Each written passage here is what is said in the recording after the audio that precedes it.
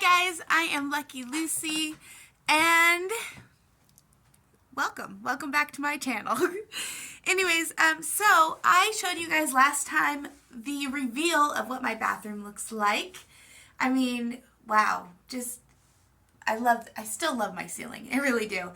But I realized I forgot a very key element in my bathroom, all right, and that was outlets. I forgot to put outlets in. And so since then, that's exactly what I was up to lately.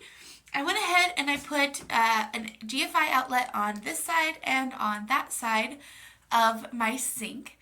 But most importantly, thinking of putting in little special touches here that are kind of unconventional to a standard house build is a third GFI outlet that I put, if you see the toilet here, behind. I'm going to move that out the way. And let me move this out the way. Is an outlet right there by the toilet. And I put that there for a reason. How many times have you had to use the bathroom and your phone is about to die, right? So putting an outlet there, I can put a phone charger and have my phone charging while I'm using the restroom. Or if I have a male guest over, you know, you dudes love to kind of camp out on the toilet and, you know, you bring your little tablet or your phone and God knows what you guys look up over there. But now there will be a charging port, so you can sit there as long as you want until your legs go numb. I don't know. But for me, I thought that was just a little special touch to add into my house to accommodate kind of my custom lifestyle, you know? So I love that idea and I'm so glad that I put it in there. Now, the next thing that I want to kind of take care of today is this column right here. Yes, I have some bigger projects that I need to tend to, but today I need to take care of my mental health, and I've been kind of stressed out a little bit lately. Let's see. So I am doing this project, even though it's not really beneficial to what the grander scheme of things. This is very much an artsy-fartsy project, but I'm doing it for a reason. I've been struggling a little bit, you guys. Just a little bit, all right? So normally you guys have seen me full hot mess, full struggling. I'm actually doing really well. I'm fairly regulated. I'm taking my meds on time. So right now I'm just kind of in a standard stress life situation where I'm trying to my best to navigate through it. We have some big changes going on in this house, and lately I have been hosting a guest from California who is trying to start a whole new life. And I am hosting him for 2 weeks, which now is a week and a half left. And so that is a big change for me. I've lived alone for the last year, and so now I have an intruder in my house. Now, for me, that is a huge lifestyle change because now I am sharing my sanctuary, my safe space with another human being. And anytime you've got somebody new in the house, you know, there's just adjustments and, you know, I want to be a good host. So I want to be respectful and kind to this new person. But what that does for me in my mental health is now I'm letting somebody into my sanctuary. So this house, which is normally a safe place for me to decompress and unwind and feel comfortable, now isn't so easy to decompress, unwind, because I have an intruder in my house. And I mean that in all the best ways.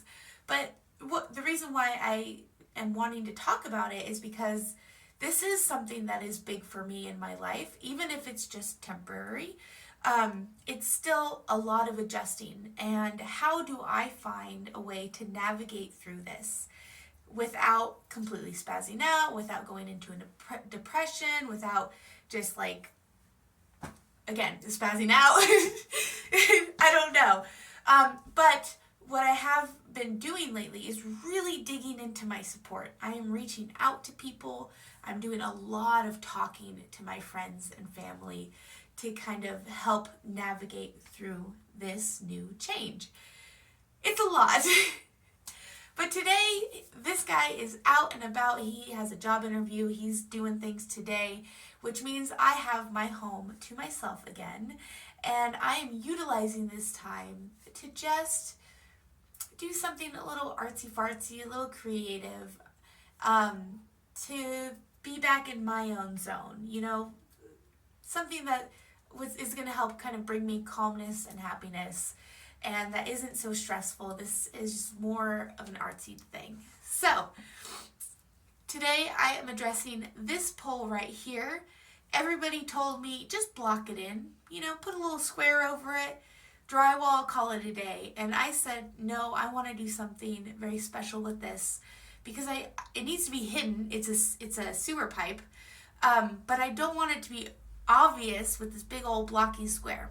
So I have this idea of turning it into a colonial style column, like this. I'll show you an example. And I don't want it straight up and down. This pipe is already straight up and down. I want it to be a little curvy, we'll say. The columns that I see are tapered, so they're a little thick on the bottom, smaller up top, just like myself. So I'm going to use my creative sculpturing mindset to see if I can achieve that on this thing. And so my first step today is I'm going to go dumpster diving. And you guys are going to follow me on this journey of building this little column just to have a little fun today. Do a little something just different. Just, you know, I love playing in my house. I really do. And hopefully this comes out good. But it doesn't matter really. It's just a little art project. So we're going to see how it goes. I'm all dressed up. I'm ready to go dumpster diving. I gotta go get myself some cardboard boxes for my base, and I will be checking in with you guys shortly. Love you.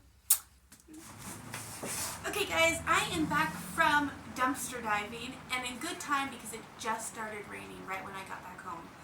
But I got a few good boxes from, you know, my local quick shop dumpster. So got a little Debbie's box here, you know, keeping it classic.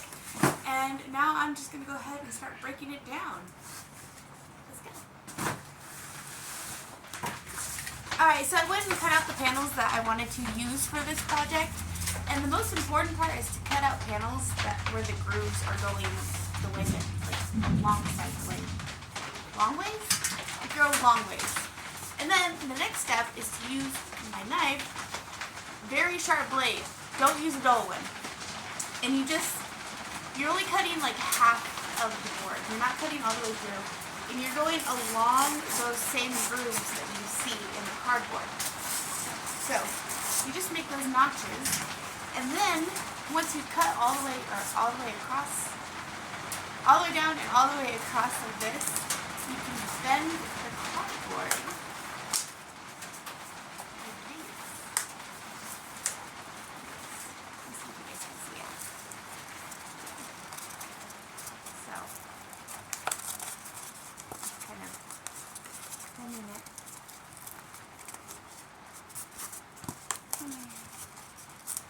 All the way across.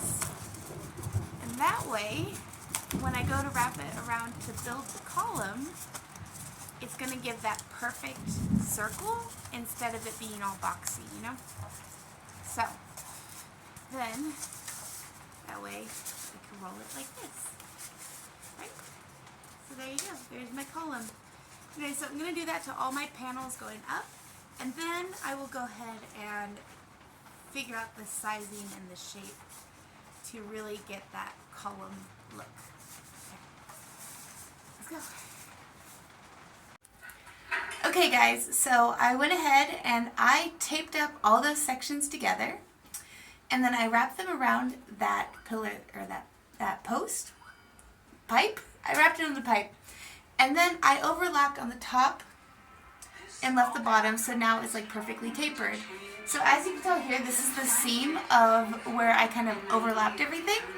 And the great part about this concept is now that I am done, I can take it and it's just cardboard wrapped around, but it's not tight or anything. I'm gonna go ahead and turn it so that the seam is against the wall. Hold on. There you go. So I turned it so the seam is now against the wall, and this is what it looks like. So now it is just slightly tapered on the top, or so it's smaller on the top, and then comes down nice and thick at the bottom. Now, the next step is that I'm going to poke a little hole in there and fill this all up with foam filler so that it is going to be solid. If I bump into it or something, the cardboard's not going to like collapse on itself, you know? So, here we go.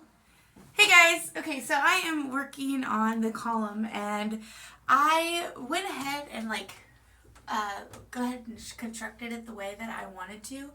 And then I put some foam filler in there just to strengthen the structure. However, I may have put a little bit too much because it just exploded on me. Yay. Thankfully, I think the explosion is down here by the sink. Look at that.